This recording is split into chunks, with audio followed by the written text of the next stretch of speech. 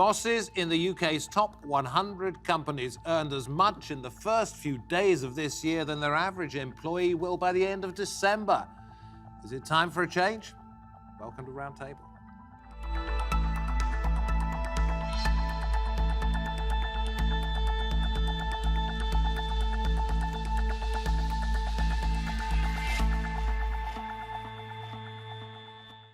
Hello and a very warm welcome from me, David Foster. If you need to know about income inequality, a look at executive pay could well tell you quite a lot.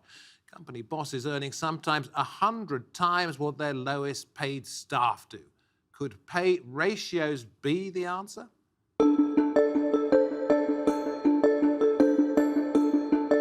The UK's top bosses take just 3 days to earn the average worker's yearly salary, according to new research.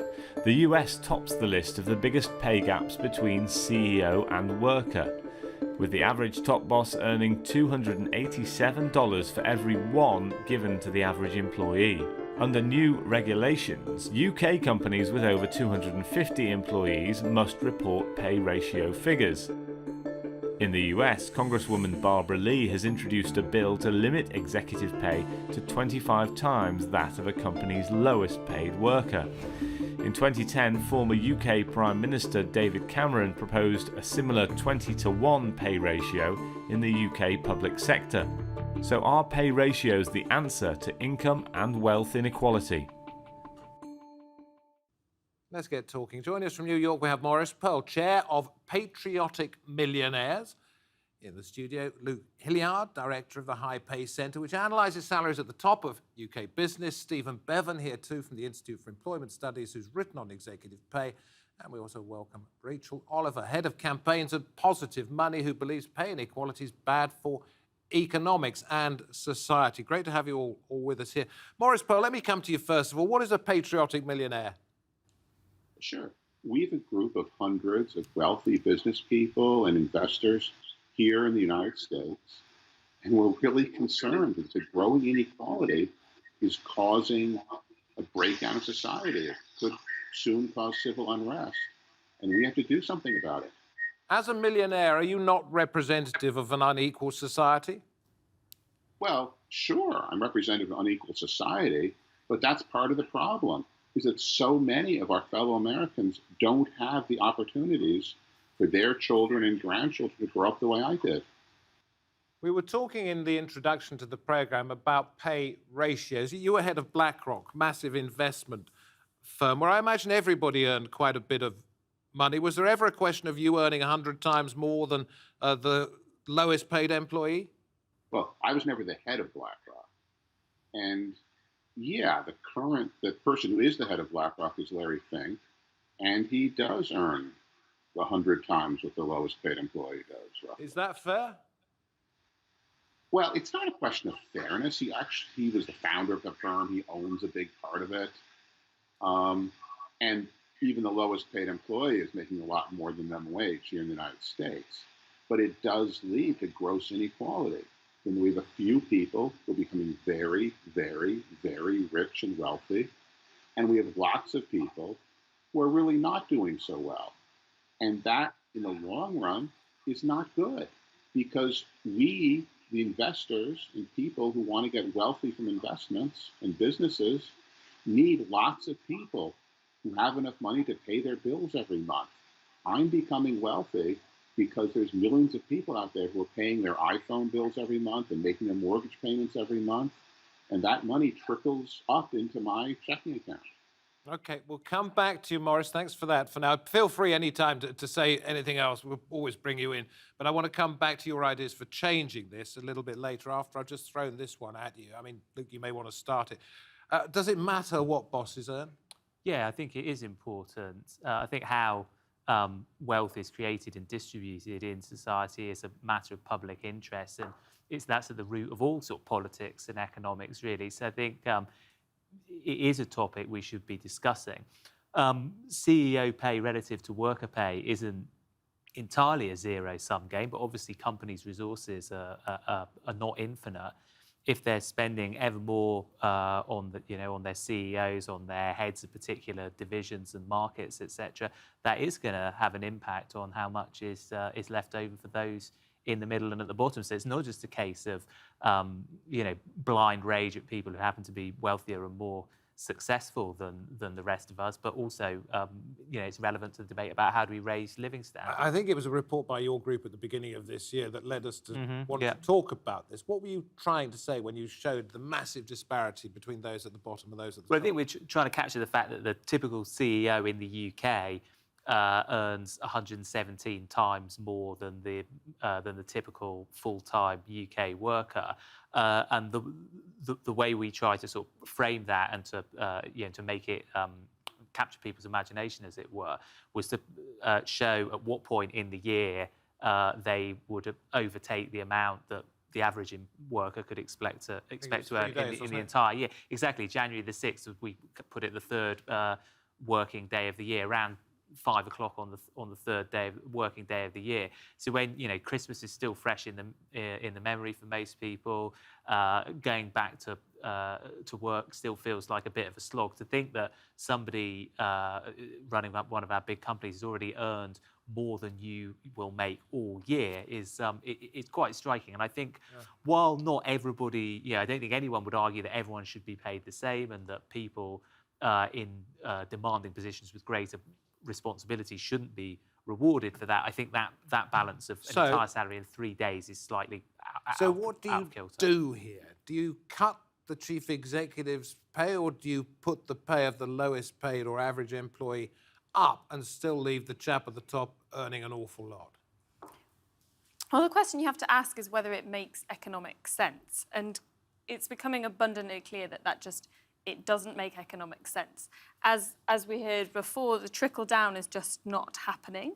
So what we need to do is look at where the huge inequalities are coming from and the impact that is having on our economies and our societies. It's really clear that such huge inequality is problematic on society's psychological well-being, on crime rates, and it, in fact, has a direct connection with lower productivity in our economies. And Morris is nodding at that, and we'll come back to you, Morris. I just wanted to draw attention to the fact that you agreed with that. But my question to you, Rachel, was do you bring the top guy or woman's money down, or do you put the bottom wages up if you say inequality is the problem? So it's probably going to be a combination of both of those things. We've seen pay ratio disclosure starting to happen, but it's clearly not. That's in the UK as of the beginning of this year. Yes, but clearly that isn't enough, and what we actually need is to go further. So ideas such as pay caps, higher taxes on extortionate earnings, because the truth of the matter is, if you have one person who's earning a huge amount of money, they can't spend that much money on things that actually get the economy moving. There's only a small number of things that they can actually spend their money on. Do you think their pay should be cut to some extent? Well, absolutely. Okay. Nobody needs that amount of money in their pocket, Let's bring Steve in. Yeah. Don't you pay a boss what you think he's worth? Or she. Yeah, well, I guess there's a question about the labour market and what is the labour market for chief executives. And part of the defence of high pay is that we're living in an international labour market where we're competing for the very best talent, and therefore, from a UK position, the FTSE 100 needs to attract the best from around the world. I think the problem is, and I think Luke might know more about this than me, but the most recent look I took at that is that there is almost no international mobility of CEOs. The labour market, this idea of a labour market, a competitive labour market for CEOs, is vastly overstated. So you reckon they're talking their pay up by making themselves seem worth more? Well, than I they think actually are? you could argue that, Morris, I'm back with you in just a second. Some remuneration consultants, you might argue, have a vested interest in perpetuating this. Lots of remuneration committees, I think, have, until relatively recently, flown under the radar in terms of corporate governance.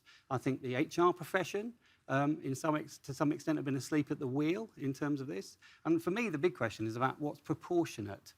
It's not about levelling up or down. It's about proportionate pay relative to the size and the responsibility of the jobs that these people are doing, and also the performance that they drive. And I think I would reject this notion that we have this hero model of leadership, that there's one person at the pinnacle of the organisation who takes all the credit for the organisation being successful. They can't achieve success without collective effort. And I think the research pretty clearly shows that if there's wide pay dispersion that doesn't have the consent of the workforce, you undermine collaboration. OK, let's go back to Morris, because I don't want to miss the point that you wanted to join in on earlier. But then we'll come to the point that Steve makes, is that it's a team effort, which I'm sure you agree with. But what was it you wanted to say a few minutes ago? Well, I agree with what all of you are saying. I think that it is leading towards all kinds of problems, and that those people who are being paid the most are sort of killing the goose that lays the golden eggs, in that they need this huge group of consumers to be able to buy stuff and afford to pay for stuff in order to justify those huge salaries they make. Here in the United States, our allies are sponsoring laws to actually change the corporate tax rate based on the ratio of pay between the lowest and highest paid people. So those corporations can either pay their lower paid workers more or reduce the pay of their highest paid people, typically the CEO, in order to reduce their corporate taxes a little bit. And that's something we're proposing as an incentive to reduce this egregious ratio of pay between the lowest and highest paid people. Morris, I think to be a patriotic millionaire, you have to continue earning $1 million a year. So if I wanted to get Morris Pearl to come and work for a day for David Foster Inc., would $200, $500 a day seem a little bit too much or too little? Well, I'd be happy to come help you out for a day, David. But could I afford it? Sure. I mean, yes. I mean, we're talking about, even at that rate, pay of a few $100,000 a year. We're not talking about needing tens of millions of dollars a year. There's no shortage of people willing to take jobs that pay $2 or $3 million a year here in the United States or in the UK. And you don't need to pay people $20, $30, $100 million a year in order to get them to take jobs, believe me. OK, your solution's coming up in just a moment. Stephen, you've said people are waking up to this. You look at the UK. Is it doing any good? I think the evidence is that there's more shareholder scrutiny of this, and the regulations around this have empowered shareholders a little bit more over the last few years. So there are certainly more awkward questions being asked at AGMs. I think some of the institutional investors are looking at this quite a lot more critically. So pension funds and so on, asking more serious questions about how remuneration is set. And the transparency of that. Now, they may not necessarily always argue about the level, but I think the process by which senior executive pay is managed and determined, and how transparent that process is a really important part of this whole equation. I would definitely agree with what Stephen has just said. I think there has been some progress. I think it's certainly the pay setting process at the top is much more accountable. Of the various stakeholders involved, chiefly the shareholders and the corporate boards, are much more conscious of the gap between the top and the middle and the bottom when they're setting top pay. I guess the only thing I'd add to that is that the progress has been painfully slow. So, for example, this year we saw the point at which CEO earnings overtake the UK average annual salary move from midday on the third working day last year to tea time. So, who knows, maybe sooner or later we'll get to the point where they have to work a whole week. But I think there's a sort of serious point underlying that, which is that there has been this increased engagement on the part of shareholders in particular, but they're not a homogenous body. And there are very definitely some laggards on that. To give you an example, probably the most high-profile case of egregiously high executive pay in the UK was that of Jeff Fairburn, the CEO of Persimmon, the house builder. They put in place a sort of hugely generous incentive payment policy for him. The government then began pumping millions of pounds into the house building sector through the Help to Buy scheme. Of course, if the government is indirectly pumping millions of pounds into your company, the share price is going to go up, which it did far more than anyone could have seen. And the CEO pocketed tens of millions as a result of improvement of company performance that had very little to do with him. Which wasn't actually a reality, wasn't it? Exactly. He pocketed it all. But what I was going to say was that while there was a lot of shareholder criticism of that pay package and that pay award, it did actually get voted through by a narrow Well, you know majority why? of Because shareholders. actually the share price was going up and the shareholders didn't want to create too much of a and wave. and So it's self-interest as well. Exactly, and they're not entirely, it's their sort of self-interest, which is not necessarily the same as the interests of wider society. Maurice, listen to this one. It's a phrase you may not have heard in the United States, but it's one that's quite common in this country. We are accused, the British, of wanting to cut down the tallest poppies to the level of the lowest. Isn't there an element of this, that there are high achievers who deserve to grow taller than the rest, not to be brought back down to the level of the mediocre? I mean, as Steve said before, I just think most people are fully aware that that's not the case anymore. You know, it's not just down to one person, it's a whole team of people. And you have to ask, you know, are CEOs really 120 times more, adding more, 120 times more value than the rest of their workers? Probably not. And what We have to ask whether the business would work without them.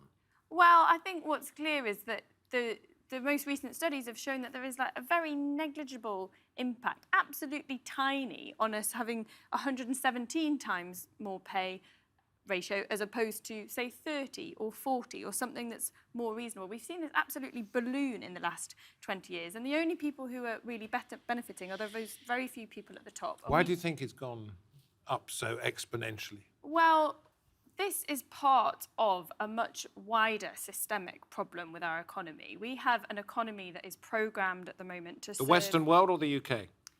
the Western world, Okay. of which the UK is hugely significant.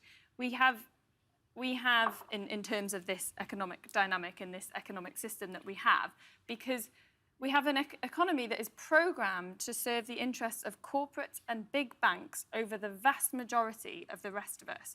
And pay inequality is a part of that picture, but a much bigger part of that picture is wealth inequality, which is absolutely huge. Today we're simply talking about pay inequality. I Well, have to absolutely, rein you back a little bit because the two are linked, but not They're absolutely. absolutely linked, and they're about ultimately this huge issue of inequality, which is so problematic. Can and we go to have Maurice on this one now? Just Sure. to ask him Sorry, about David. inequality. Could I just come in on that? quickly. Very Then I'll be with quickly- you, Maurice. Very quickly on that point you raised, if the companies don't get the right people, or if the CEO leaves, the company falls apart. That's surely a sign of a terribly run company. If it's so dependent on one individual that the board haven't made contingency plans for them to walk away. Because it's, I get that one. Maurice, what about inequality?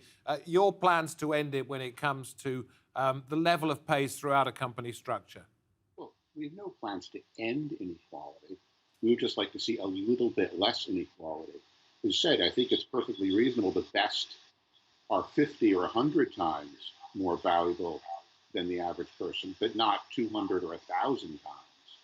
I think there is something to be said there that the CEOs often control the board, which sets their own pay, in a much more direct way.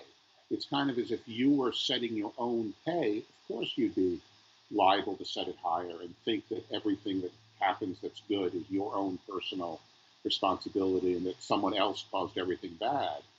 Because there's no objective pay setting. There's no one above the CEO because the boards at huge number of companies are more dependent on the CEO to get their board positions than they are sort of overseeing the CEO and supervising. If you were very confident of your own ability, as most chief executives would have to be, would it not be a demonstration of your belief in the workforce and of your ability to do the job if you said, actually, I'm going to cut my pay to only 5 times what the average is here, and I'll take my incentives elsewhere by using my money to buy the shares in a company that's successful?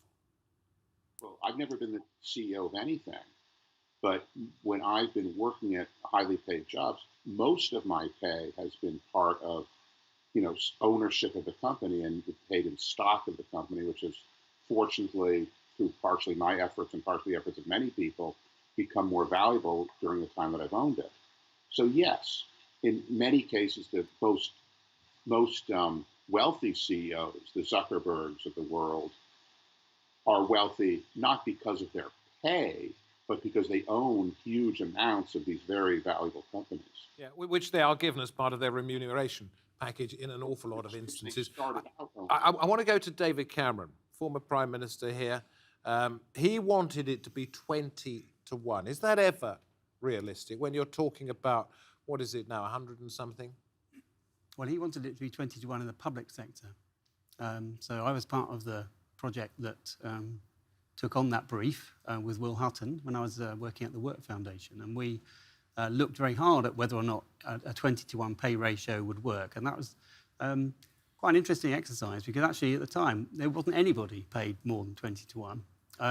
And even nobody in the top 100 companies. No, in the public sector. Oh, in the public sector. Only, yeah. Now, what we've seen in the public sector, I know that this is not exactly what we're talking about, but if you look at foundation trust hospitals and universities, where they've been given more freedom over pay setting for senior people, that's where pay dispersion broadened. But what we decided was that fixing a pay ratio of 20 to 1 wouldn't work because it would mean that organisations would be tempted to basically outsource all the low-paid jobs, which would mean the arithmetic of where the ratio went would change, and also that the 20 to 1 ratio would be a target. So you'd have chief executives of government departments or agencies or other bits of the public sector saying to their remuneration committees, 20 to 1 is now the going rate. And so we were very cautious about imposing that ratio. And what instead we proposed would there be a set of rules about clawing back pay from people like, the example that Luke quoted, where people have been rewarded for failure, if you like, or have they left an organisation after... And what did you make of that? Feasible or not? I think it's turned out to be less feasible than we'd hoped. So do we have here a situation where there is supposedly more transparency and shareholders are more on top of it, but we've established that shareholders perhaps have self-interest at heart when it comes to voting up remuneration pay? Are we not in this sort of slightly hypocritical world of saying it's terrible, but at the same time not wanting to do very much about it? I mean, I think you're absolutely right. We haven't gone nearly far enough at looking at the root causes of inequality and unfair pay systems, and we need to go much further. Yeah, I'd agree with that. And I think there's more we could do around trade union access for the lowest paid workers on zero-hour contracts in the gig economy, etc. If you look at the share of the total incomes going to the top 1% in the UK compared to levels of trade union membership, they almost sort of rise and fall in perfect harmony. The sort of message I'm getting here is that it's agreed that it's not so great to have people paid a lot of money because it creates bad economic situation, it also creates less incentive, etc., etc. But the reality surely is that it's going to be pretty much impossible to change it. Sure. I mean, investors, shareholders voting, they don't want to rock the boat. For $1 billion company, what's a few tens of millions of dollars in pay to the CEO, more or less? It's nothing that would actually affect the shareholder value. But I think we here in the United States, and probably in the UK too, we're concentrating more on changing some of the things you just talked about, in increasing the power of labor unions and increasing the pay at the bottom.